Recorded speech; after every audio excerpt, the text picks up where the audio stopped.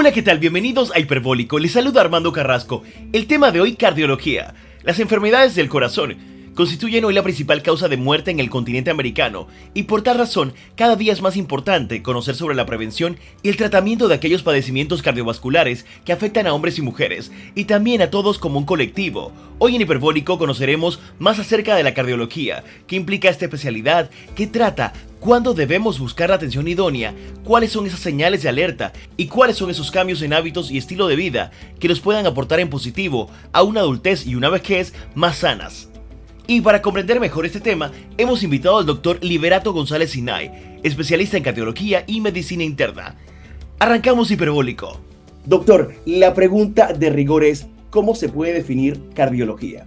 Bueno, realmente cardiología es una especialidad que se encarga del estudio de lo que es la prevención, diagnóstico y tratamiento de todas las enfermedades cardiovasculares. Para nosotros, la situación actual en el mundo, como muy bien lo estabas mencionando, y fíjate que no solamente es en las Américas, en todo el mundo las enfermedades no transmisibles acaban con 44 millones de personas al año y 50% de este grupo de enfermedades las representan las enfermedades cardiovasculares. Es por eso que es tan importante cómo evitar o prevenir este grupo de enfermedades, y lo mencionaste también en tu introducción, con un simple cambio en el estilo de vida. Es increíble cómo todas estas personas, estas millones de personas que mueren en el mundo y en Panamá, se pueden prevenir, o estas muertes se pueden prevenir con un simple cambio en el estilo de vida. Cuando hablamos de esas enfermedades cardiovasculares, ¿cuáles serían? ¿Cómo podemos enumerarlas para que quien nos escucha pueda entender, oye, yo tengo esto, estoy sintiendo esto, ¿cómo lo reconozco?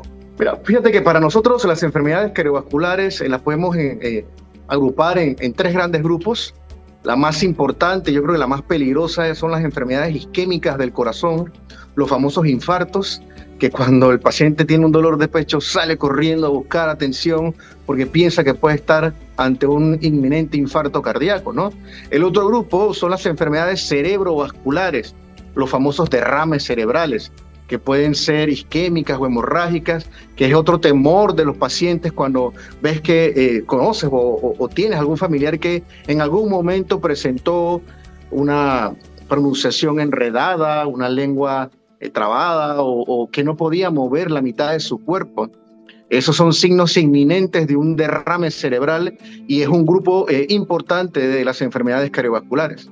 Y el tercer grupo son las enfermedades asociadas al sistema cardiovascular. Están las arritmias, las trombosis y otro grupo de complicaciones de lo que es el sistema cardiovascular. Pero en esas tres grandes ramas abarcamos las enfermedades cardiovasculares. Cuando la gente reconoce estos síntomas, ¿debe ir directo al cardiólogo o puede ir directamente o puede ir primero a un médico general? Mira, es interesante la pregunta, y entrevista tras entrevista, promoción, programas de prevención, siempre preguntan lo mismo: ¿cuándo o qué debo sentir yo para buscar una atención? Y fíjate que de un tiempo para acá hemos cambiado el discurso. Ya no es decirte cuando tienes dolor de pecho, cuando tienes una palpitación, o cuando no puedes mover la boca, o cuando no puedes mover el brazo. Intentamos que la población que tenga una conducta y un comportamiento perjudicial, sea obeso, ya sea un hipertenso mal controlado, tenga problemas de azúcar, tenga problemas con el colesterol, no haga ejercicio, fume o tenga un consumo importante de alcohol, ese es el grupo poblacional que nosotros necesitamos que acuda en forma activa, sin síntomas, a buscar una atención para que se pueda identificar un factor de riesgo oportuno, de manera que nos dé la oportunidad de diagnosticarlo a tiempo y de iniciar un tratamiento que pueda cambiar la historia de nuestros pacientes, porque si ya tienes un dolor de pecho, ya puedes tener un infarto.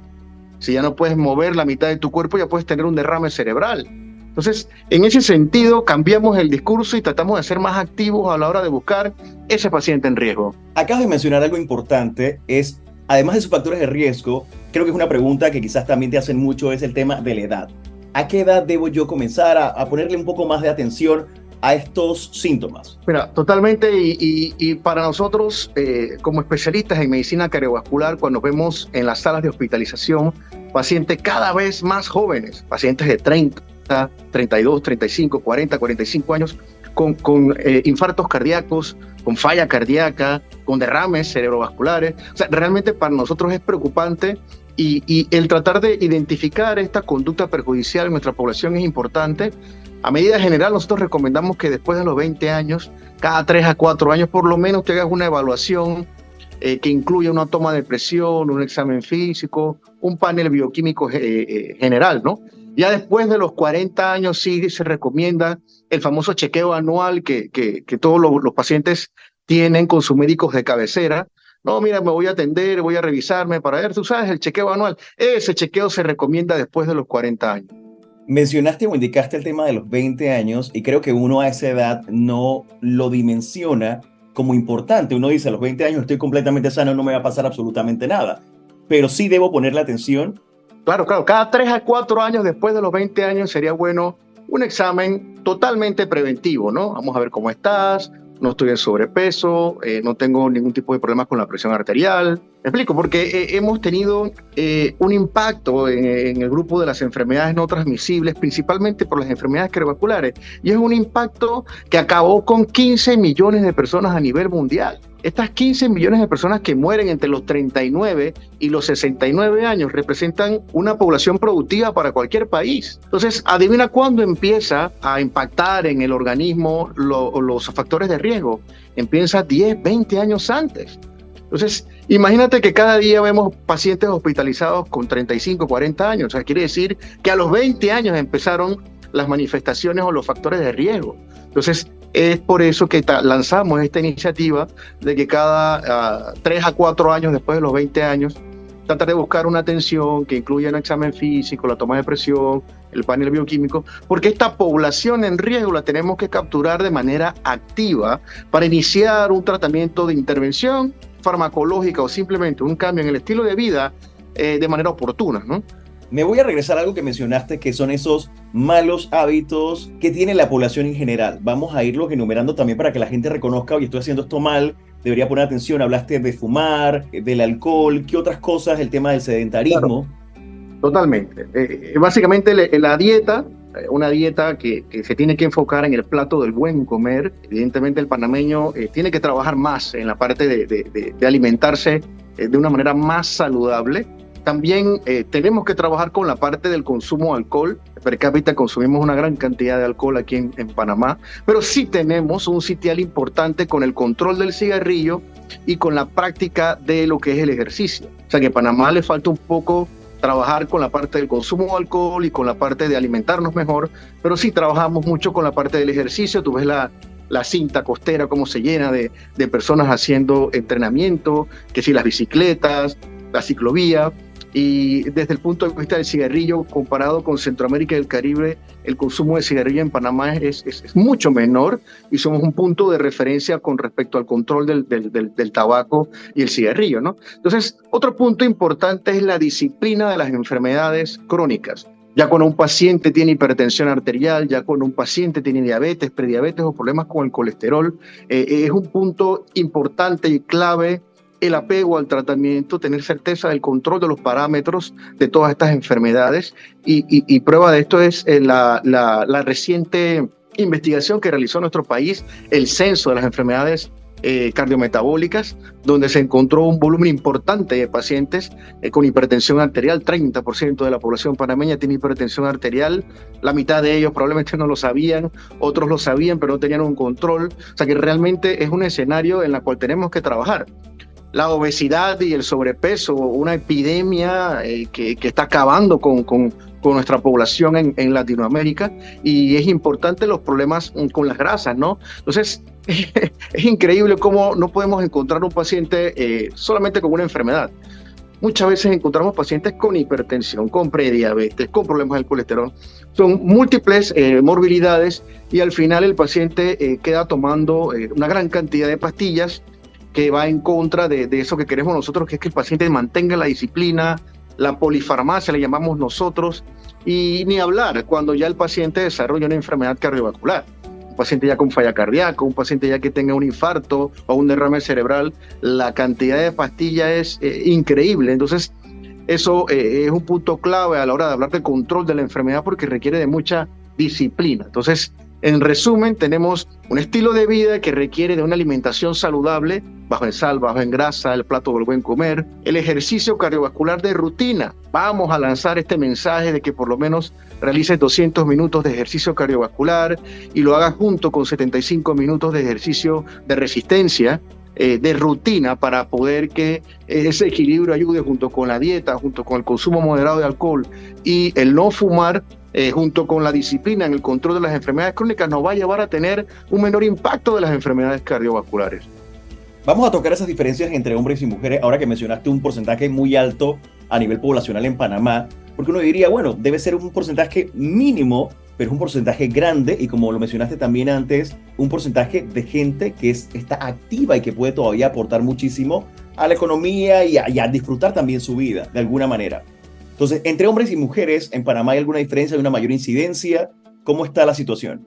Mira, la población panameña es una población que se compara mucho con la situación mundial. Actualmente nosotros trabajamos en esta población joven, en la cual la protección hormonal de las mujeres se mantiene hasta que viene el cambio de vida. Ya cuando viene el cambio de vida, esa protección que le dan las hormonas a las mujeres se pierde, y los factores de riesgo o el riesgo de desarrollar una enfermedad cardiovascular se equiparan e incluso supera el riesgo las mujeres con respecto a los hombres cuando ya viene el cambio en el estilo de vida. Entonces, dependiendo de la enfermedad, muchas veces la balanza se inclina hacia las mujeres, pero en la mayoría de todo este escenario de enfermedades cardiovasculares está muy equilibrado lo que es la proporción. Pero como te mencioné, si lo hablamos antes del cambio de vida, la proporción de hombres es mayor, pero ya después del cambio de vida de las mujeres, esto, como te mencioné, en algunas ocasiones hasta superan a los hombres porque pierden la protección de las hormonas, ¿no? Entonces, un punto importante es que aquí en Panamá lo que acaba con la mujer panameña son las enfermedades cardiovasculares. Entonces, es increíble que nada más dediquemos un solo mes a lo que es la prevención y la promoción de este estilo de vida saludable y la prevención de las enfermedades cardiovasculares, cuando todos los años mueren más de 3.500 panameños por enfermedades cardiovasculares, donde una gran proporción, casi el 51%, son mujeres, ¿no? Entonces, hemos estado viviendo los últimos 10 años una pandemia silenciosa, y esa pandemia es la pandemia de las enfermedades cardiovasculares. Punto importante, porque uno al final no lo reconoce como algo de lo que deba uno preocuparse a diario. Mucha gente, yo no escucha, oye, sufro de presión alta, me estoy medicando. Parece como ya parte de esa conversación regular de alguien que está. Pero mencionaste el tema del azúcar, mencionaste la diabetes como parte de, no sé si es un componente o un síntoma, o de alguna manera también afecta el tema de la diabetes a las enfermedades cardiovasculares.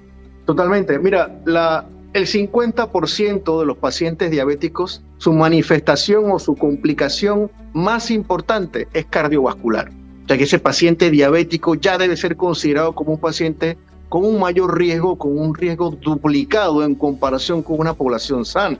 Pacientes que tienen un proceso inflamatorio crónico, un paciente que tiene mayor riesgo de tener complicaciones no solamente cerebrovasculares, sino cardíacas, renales, musculoesqueléticas e incluso hasta neurológicas. O sea que realmente el paciente diabético es un paciente de riesgo, es un paciente que requiere un abordaje distinto, un paciente que requiere una búsqueda activa de potenciales complicaciones que pueden asociarse a enfermedades cardiovasculares. Vamos a hablar de la presión alta, que creo que es un tema importante que siempre está sobre la mesa. ¿Por qué debemos cuidarnos de la presión alta? ¿Cómo podemos chequearnos de ella? ¿Debemos ir al médico para saber? ¿Debemos empezar ese monitoreo? ¿Cuándo? ¿Y qué nos hace llegar a ese especialista? Claro, mira, fíjate que hay muchas entrevistas. Nos preguntan, no, doctor, pero ¿usted cuál considera que es el principal factor de riesgo o a dónde deben intervenir las políticas de salud? Y en lo personal yo considero que la hipertensión arterial, además de ser conocida como el asesino silencioso, debería también categorizarlos como el enemigo público número 1 del panameño. Y te explico por qué. Porque tiene su rol en los derrames cerebrales, tiene su rol en la enfermedad coronaria, los famosos infartos, tiene su rol en el desarrollo de la enfermedad renal crónica, esa enfermedad que al final te conecta a una máquina de diálisis. La hipertensión arterial también tiene su rol. Entonces, la hipertensión arterial es una enfermedad tan frecuente como te mencioné, que lo encontramos en más del 30% de la población panameña. Entonces es interesante que que hay un tercio de los pacientes hipertensos que no conocen su diagnóstico, otro tercio que conocen el diagnóstico, tienen un tratamiento pero no logran el objetivo.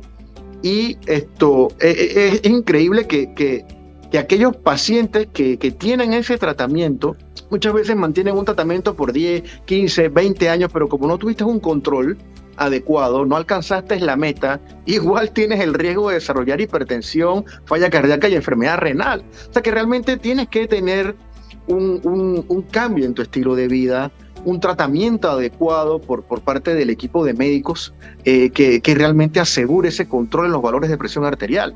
Entonces, el manejo de la hipertensión arterial es tan importante y yo creo que te acabo de explicar, ¿no?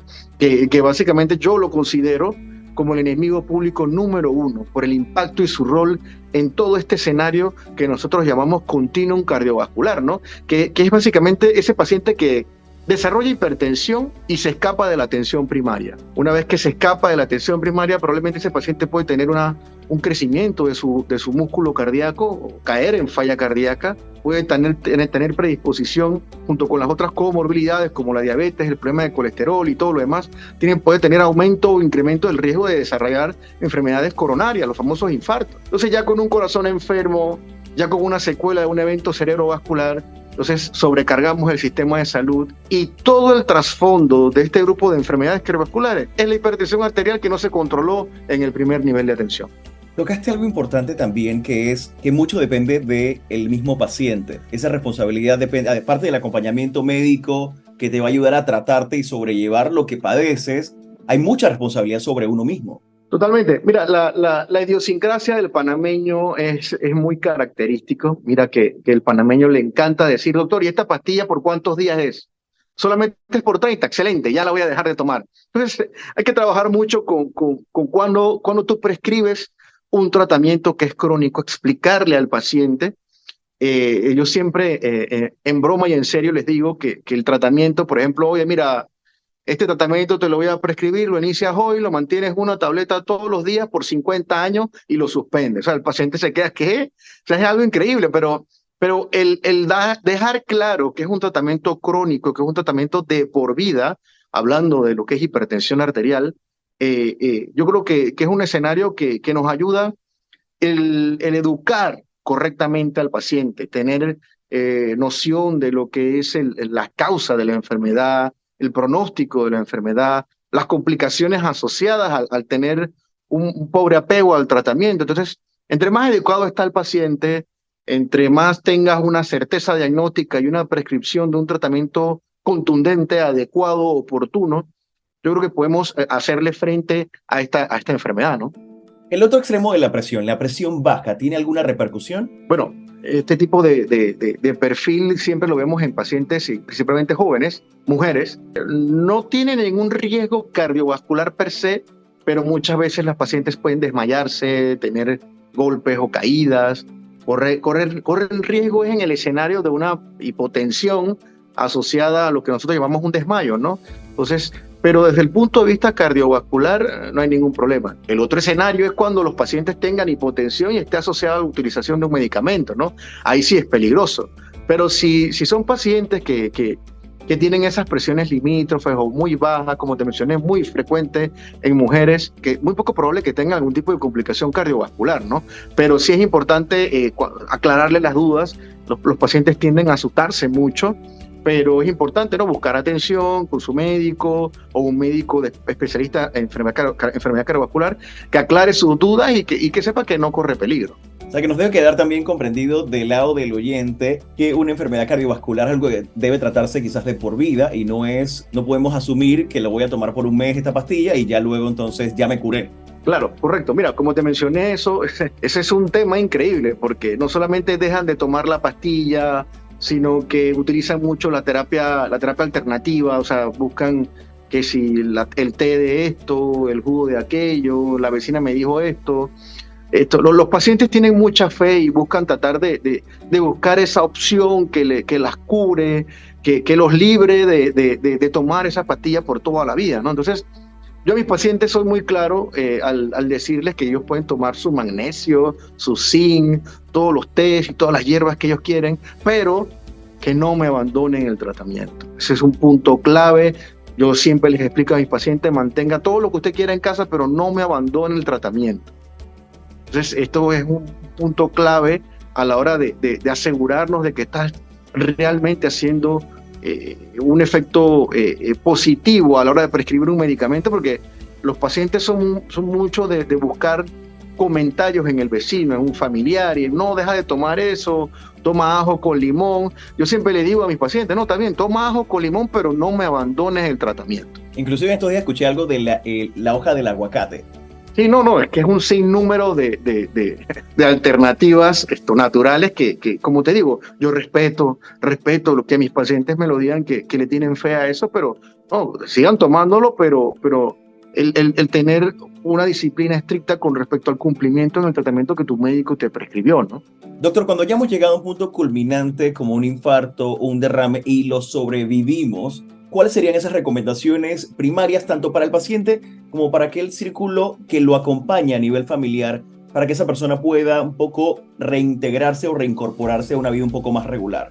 Mira, ya cuando ya un paciente desarrolla una complicación cardiovascular, le dio un derrame, le dio un infarto, tiene falla cardíaca, tiene una arritmia peligrosa, es importante que su médico especialista haya hecho una estratificación del riesgo. Debe ser individual cada caso, porque la prescripción o la rehabilitación de ese paciente va a depender de qué tanto alcanzó esa complicación cardiovascular comprometer lo que es su funcionamiento normal.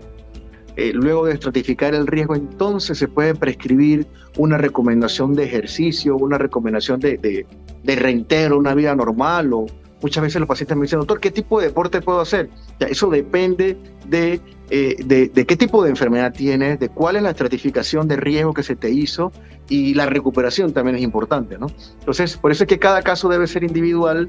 Es muy importante el implementar un estilo de vida saludable, el ejercicio cardiovascular en una población que ya tiene establecida una enfermedad cardiovascular, pero la clave, como te mencioné, es estratificar el riesgo para poder prescribir una recomendación en base a cada caso. O sea que no podemos tomar tampoco recomendaciones colectivas de alguna manera porque a mi vecino le funcionó esto y me voy yo mañana a correr porque pienso que ya puedo correr. No, hombre, ya con una enfermedad cardiovascular establecida es importante la recomendación y la prescripción por tu equipo de salud, por el equipo multidisciplinario, claro, para poder evitar una complicación o una catástrofe por no seguir las recomendaciones adecuadas, ¿no? Un escenario es cuando solamente tienes factores de riesgo, no tienes una enfermedad cardiovascular establecida. Tú puedes tomar una medida general de hacer ejercicio cardiovascular, unos 200 minutos a la semana, con 75 minutos de pesas, pero ya con una enfermedad establecida ya requiere entonces, como te mencioné, la estratificación, una recomendación dirigida. Otro punto clave, y ahora que hablamos de deporte, es cuando el paciente dice, bueno, doctor, yo quiero ser deportista. Entonces, para nosotros es preocupante cuando el paciente toma esa decisión, si lo hace como para tener como una rutina, un hobby amateur, o si él cree que va a ser un deportista de alto perfil e inicia un entrenamiento que requiere cierta estratificación de riesgo, ¿no? Entonces, ese atleta panameño, cuando quiere hacer el deporte, es importante que tenga conciencia si lo va a hacer a nivel competitivo, por lo menos una evaluación cardiovascular de rutina con un electro. Ya pues con eso podemos arrancar, ¿no? Ya si requiere o quiere tener un nivel tipo olimpiada, quiere competir, quiere alcanzar un gran nivel, sería bueno una prueba de esfuerzo, poder establecer sus zonas, poder establecer su rendimiento cardiopulmonar, incluso hasta evaluar a través de un ultrasonido cardíaco las estructuras cardíacas, de manera que ese paciente esté seguro al desarrollar un nivel competitivo de alto impacto, y que lo haga de manera segura, ¿no? Entonces, preocupante, como te mencioné, cuando son amateurs, cuando son pacientes que quieren hacerlo por hobby y lo hacen a un nivel tan alto que puede esto traer consecuencias cardiovasculares, ¿no? O sea que de la nada no puedo decirte, mañana voy a meterme a CrossFit y quizás me suceda algo. No. Si es algo de rutina, algo amateur, algo para mantenerse sano, no hay ningún problema. Pero cuando quieres hacer un Ironman, cuando quieres hacer una competencia de Olimpiadas, es importante que tú lo hagas de manera progresiva, escalonada, que conozcas tu cuerpo y, como te digo, previa una evaluación, al menos una evaluación general cardiovascular que incluya un electrocardiograma, ¿no? Vamos a hablar sobre ese examen en particular, el electro. A mucha gente se lo mencionan, es importante que después de quizás comenzar el tratamiento de la presión alta, hacerse ese chequeo. ¿Qué nos dice? El electrocardiograma es una herramienta tan importante para nosotros, no solamente especialistas en medicina cardiovascular, sino también en atención primaria. Ese médico general, ese médico de atención primaria tiene una herramienta tan poderosa que le brinda por lo menos datos de un daño a una lesión o un daño a una lesión a un órgano mediado por hipertensión. Es decir, solamente con el electro ya podemos visualizar que la hipertensión ya está dañando tu corazón, que la hipertensión ya lo está dilatando, que la hipertensión está haciendo cambios estructurales en tu cuerpo. Con ese electrocardiograma podemos encontrar también datos de desequilibrio hidroelectrolítico, es decir, si tienes algún tipo de problema con tus electrolitos, que es el sodio, que es el potasio, que es el calcio. O sea que realmente es una herramienta costo efectiva que ayuda a ese médico de atención primaria a tomar decisiones con respecto al tratamiento y tomar a una muy temprana edad o evolución de la enfermedad, tomar una decisión que puede cambiar la historia de nuestros pacientes. En estos momentos está muy de moda también el tema de la suplementación y en parte de la conversación hiciste mención del famoso magnesio, el zinc. ¿Qué tan importante es considerar la suplementación o realmente si tengo algún tema de cardiovascular que tratar, debo chequear primero con mi doctor? Fíjate, hay algunos suplementos que pueden ser o estar contraindicados en lo que es la enfermedad cardiovascular. Todo depende de la enfermedad que tengas, ¿no? Por ejemplo, tengo pacientes que sí, el magnesio es algo que está muy de moda.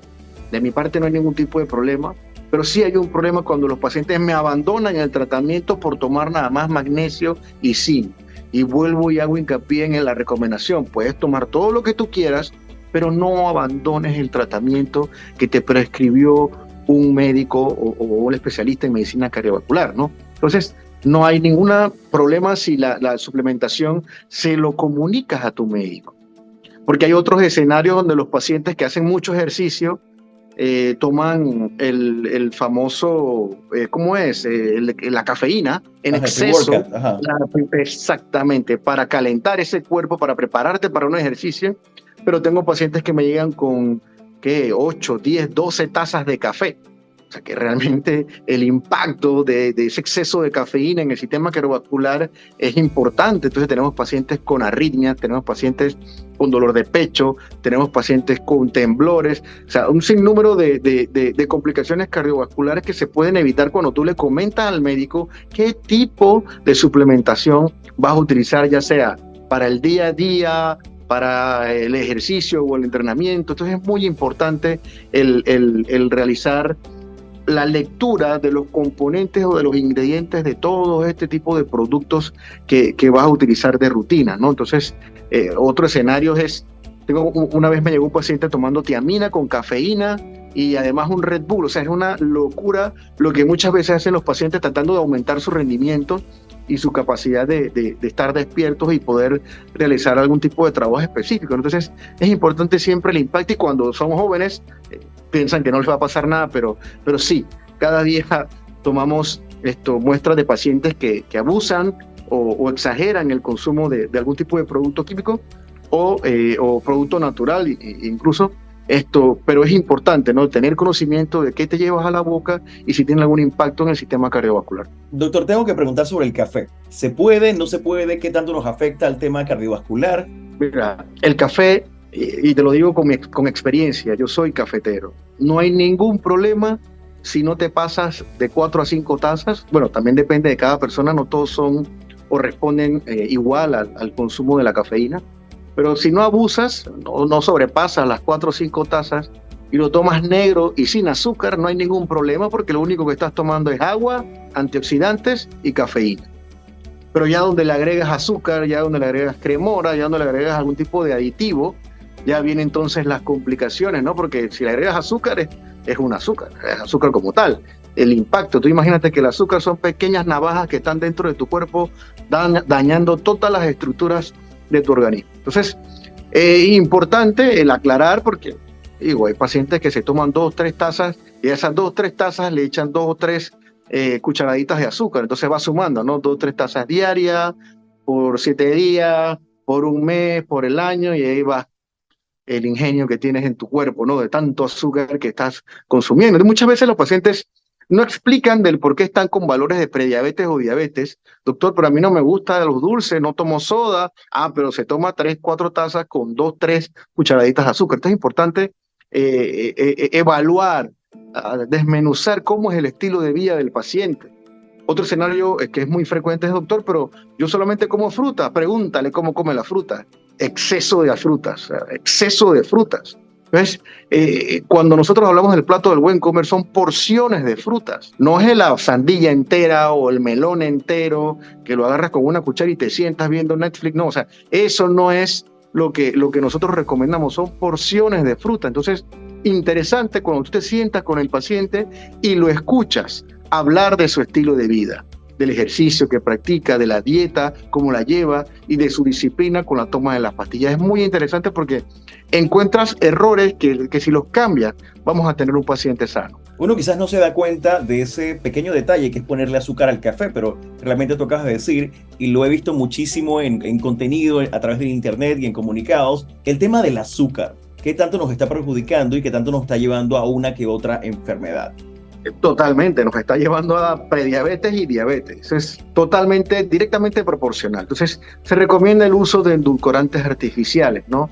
Famosa stevia, el Montrose, o sea, son reemplazos que disminuyen el impacto del azúcar en lo que es el sistema cardiovascular. Como te mencioné, la prediabetes y la diabetes es otra epidemia, además de la obesidad y el sobrepeso, que en conjunto pueden llevar al paciente a presentar catástrofes cardiovasculares.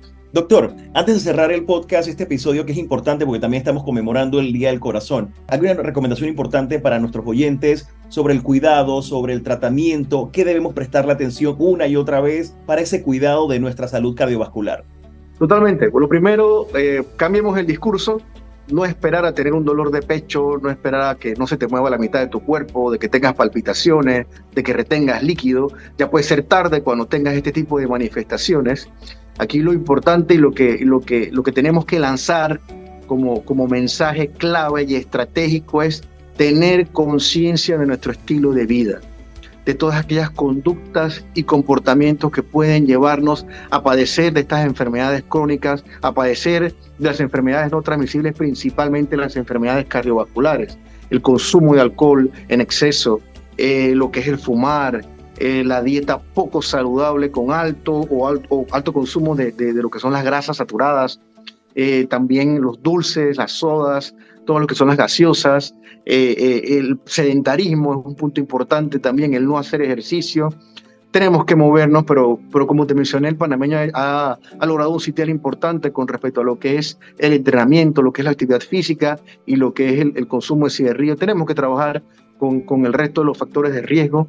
La disciplina en lo que es la toma de las pastillas, algo primordial, algo que ayuda al equipo de salud a controlar aún más el avance de esta epidemia esta pandemia que son las enfermedades cardiovasculares, la pandemia silenciosa como lo mencioné. Entonces, tener conciencia de su estilo de vida, ser disciplinado con las tomas de las pastillas y acudir a su médico de manera rutinaria para el control de las enfermedades.